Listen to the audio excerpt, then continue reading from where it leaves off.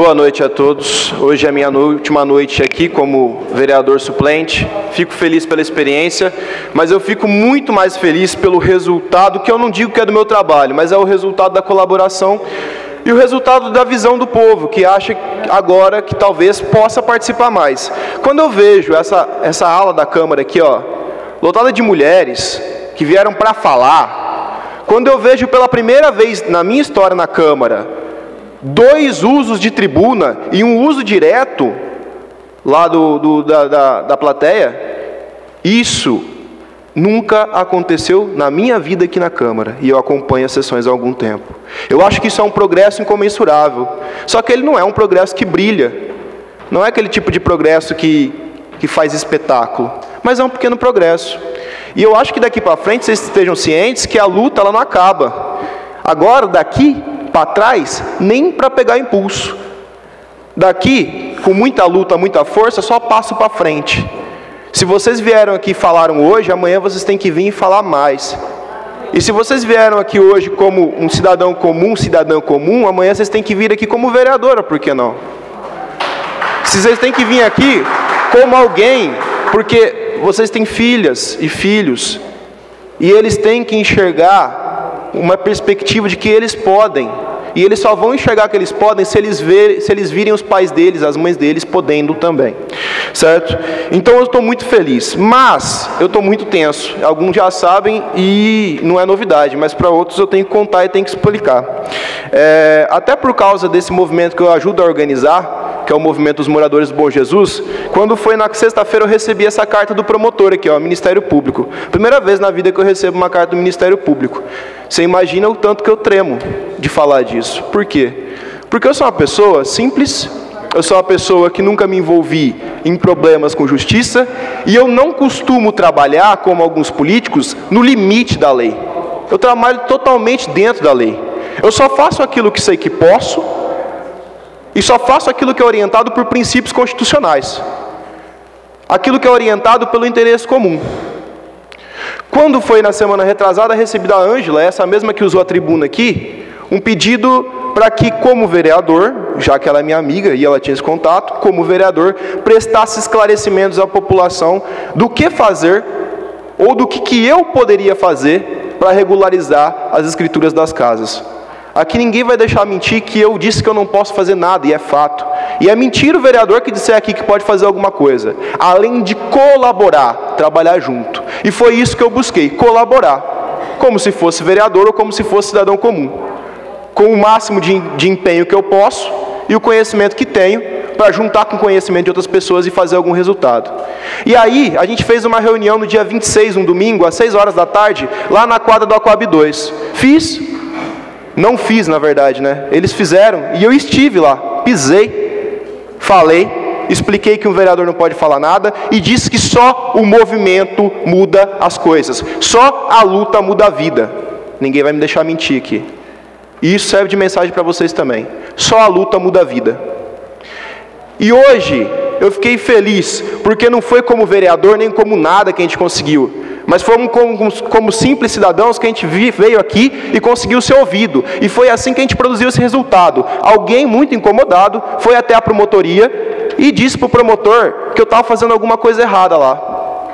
Agora eu quero saber o que eu estava fazendo de errado lá. Alguém disse aí na rua para mim que estão tentando ferrar minha campanha. Mas se for para ferrar minha campanha e sair a escritura do Estado, para mim tanto faz, tanto fez. Eu volto feliz para a escola amanhã, se for necessário. Vou dar aula para os meus alunos e continuar meu trabalho. Se eles querem me dar na esquerda, na direita, eu vou oferecer a esquerda. Eu sei dos meus princípios e dos meus valores. E eu me recuso a me rebaixar a um jogo eleitoreiro desse, a um jogo politiqueiro desse. Então hoje eu saio dessa casa pisando alto, com a cabeça mais alta ainda. Disso, ninguém pode me desfazer, ninguém pode relar na minha integridade, porque ela não está ao alcance da mão de ninguém. Enfim, já que vocês estão aqui, vocês são mulheres, eu tenho que falar de uma figura muito importante do nosso partido, que é a Marielle. Dia 15 agora faz 6 meses que estamos sem ela, foi assassinada. E essa mulher é em quem eu me inspiro. é quem diz que muito apanhando ainda vale a pena persistir. E eu quero que vocês levem essa mensagem, que mesmo apanhando, peço tempo só para concluir, vale a pena insistir, certo? A gente quer saber quem matou Marielle, mas a gente quer saber quando é que vão nos deixar em paz para lutar pelos nossos direitos. E só para falar que não fiz referência à educação, eu acho que é muito bom essas notas que a gente demonstrou hoje no IDEB. Estou afastado, mas continuo sendo professor, e eu só queria comentar isso. A educação, aqui como em todo o Brasil, é uma planta que cresce sem água, porque é pouco regada, mas muito floresce. Então, vamos olhar atentamente para as condições de trabalho e para as condições de estudo dos nossos jovens. Ela está florindo, mas uma hora ela vai secar. Muito feliz, eu vi essa Câmara cheia de mulheres aqui. Tive experiências muito boas, conheci grandes parceiros aí, a gente vai continuar trabalhando nesse sentido e, principalmente, me apaixonei pela luta, na luta de verdade, pelos direitos, né? Eu já tinha esse flerte com a luta pelos direitos e eu entendi que isso aí realmente é um caminho que deve ser trilhado. Mas, eu volto aqui para falar, primeiro, o tema que eu não tive muito tempo nos primeiros 5 minutos, que é educação, e eu acho que não posso sair sem falar. Eu sou educador, de formação, vamos dizer assim, profunda, de profundidade na educação, inclusive com pós-graduação agora em educação empreendedora, e eu entendo que educação é algo muito mais expandido do que basicamente o ensino. E eu fico feliz sim com a nota que atingimos no IDEB, mas eu sempre volto a lembrar, não só aos educadores, aos alunos, que educação é muito além disso. Educação, por exemplo, é deixar as meninas dançarem. Educação para a cultura também é educação. Educação também é orientar as pessoas sobre como tratar os idosos. Saber tratar os mais velhos também é educação. Educação é saber como participar da política. Mobilização popular também é educação. E isso tudo a gente aprende, não é só na escola. E o município, eu acho que está negligenciando as formações múltiplas, a diversidade que o conceito de educação tem. E eu vejo que isso acontece porque a gente persegue muito os índices. A gente quer mostrar que é bom. E para mostrar que é bom, esquece de ser bom em si. O IDEB é um índice baseado numa prova que releva principalmente as disciplinas português e matemática. É lógico que como professor de história eu fico amplamente chateado. Eu prezo pela história. Assim como o professor de ciências preza pelas ciências. Assim como o professor de geografia preza pela geografia. Só que ano após ano testa-se apenas português e matemática. E ainda assim testando e atingindo altos índices, você vai ver pessoas se formando no ensino médio sem saber escrever e sem saber calcular. Quer dizer, será que a gente não está se enganando? Será que a gente não está pensando que tem educação e está deixando a educação de lado? Sempre foi uma provocação que eu fiz. A prova maior de que o Brasil, como um todo, não só Tanabi, certo? Não é uma crítica ao governo local, é uma crítica à conjuntura global. A prova maior de que a educação, a ciência, a tecnologia, a história, a geografia, a arqueologia, a antropologia não é respeitada, a cultura como um todo, foi que a gente teve ontem um incêndio do Museu Nacional. 20 milhões de peças queimadas. 20 milhões de artefatos, entre artefatos indígenas, europeus, da história do Brasil, da história global, o crânio de Luzia. A aula que eu dou tanto lá no 6º ano, explicando que a gente revolucionou a história do homem na América, quando foi descoberto esse crânio em Lagoa Santa, Minas Gerais. Agora ele está queimado, é cinza. O que a natureza preservou por 12 milhões de anos, a gente apagou em um dia. 12 mil anos, perdão. Olha só como a gente pensa que tem educação, mas a gente não tem apreço real por isso. Eu não podia deixar de falar que isso também é parte de uma defasagem política em relação à educação. Muito pouco as pessoas opinam no que vai ser ensinado nas escolas. E cada vez menos as pessoas, cada vez mais as pessoas sabem menos da utilidade do que aprendem nas escolas. Como o Fabrício falou e acertadamente, a gente tem escolas analógicas quando a gente já está na era digital. A gente tem escolas que se preocupam em ensinar o beabá, quando a gente já quer saber de novas formas de organização. Eu me dou um pouco pela educação, eu fico dolorido em pensar que a gente talvez esteja comemorando uma coisa que ainda é muito rudimentar. E o mais triste é pensar que, em comparação com outros lugares, a gente ainda está muito bem. Então imagina o grau ou o nível da educação em outros lugares. Ou talvez não, talvez eles tenham um tipo de educação que a gente não tenha, uma educação mais rica, já que a educação é diversidade.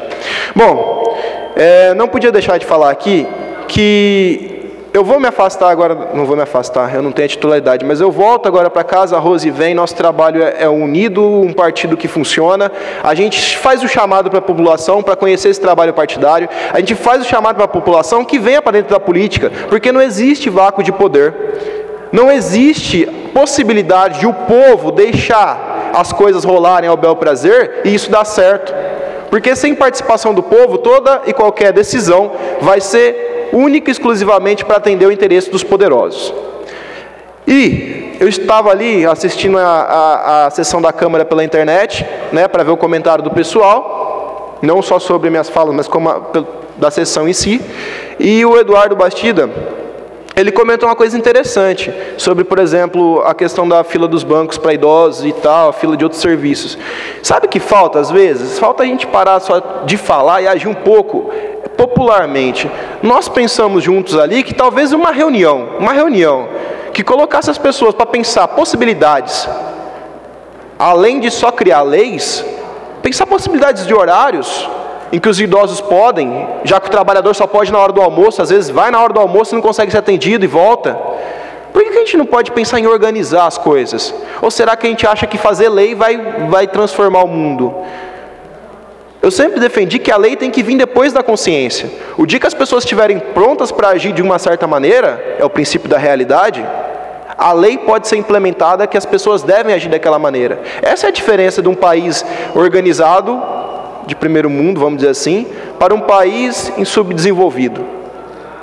A gente tem que discutir sem rixa. Não falo só de rixa eleitoral. Eu falo de rixa também para parecer sempre que a gente está certo e o outro está errado. Então talvez a gente pudesse colocar a população idosa, a população comum, os gerentes de banco, os gerentes de entidades que têm fila, os vereadores, o prefeito, todo mundo discutir uma possibilidade. O ser humano, ele é diferente dos animais porque ele tem inteligência. E usar essa inteligência é o que nos faz humanos. A partir do momento que a gente deixa de usar a inteligência, a gente já não é mais tão humano assim. Então, esse é o meu discurso de despedida, pela educação, pela mobilização popular, e repito aqui o meu convite, com uma certa autoridade. Vamos fazer parte de uma construção. Se hoje está assim, a gente tem que pensar que o futuro tem que ser melhor, a gente tem que começar a construir ele agora, certo? E não adianta pensar que a próxima eleição vai ser melhor se a gente não começar a agir agora. Porque senão vai ser só um acúmulo de problemas. Daqui 2 anos a gente vai ter um quadro pior, em que vão vir novas promessas de experiência, de juventude aliadas e vão ganhar os votos, mas não vão ter condições de governar, certo? A população tem que fazer parte dessa construção política. E fica aqui o convite a todos que se interessarem, independente de cor partidária e ideologia, procurar, não para filiar o pessoal, já que a gente é um partido ideológico, mas pelo menos para a gente estabelecer o diálogo e quem sabe aí se criar novas agremiações, novos partidos, novos movimentos de luta e novas manifestações. Obrigado, boa noite a todos.